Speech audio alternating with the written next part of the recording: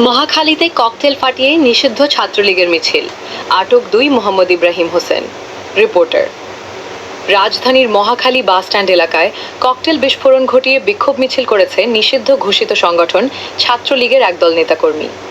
বৃহস্পতিবার ১৮ জুন সকাল ৯টার দিকে ঢাকা মহানগর দক্ষিণ ছাত্রলীগের ব্যানারে এই মিছিলটি বের হয়। প্রত্যক্ষদর্শীরা জানান, মহাখালীর আইসিডিডিআরবি এর সামনে হঠাৎ কয়েকশো লোক জড়ো হয়ে ব্যানার সহ মিছিল শুরু করে। মিছিলটি মহাখালী বাস টার্মিনালের দিকে যাওয়ার সময় ককটেল বিস্ফোরণের ঘটনা ঘটে। এ সময় যুব মহিলা লীগের ২০ থেকে ২৫ জন নারী কর্মীও মিছিলে যোগ দেন।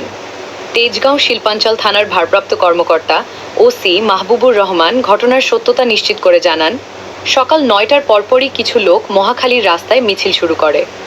খবর পেয়ে পুলিশ দ্রুত ব্যবস্থা নেয় এবং ঘটনাস্থল থেকে ইতিমধ্যে ২ জনকে আটক করেছে।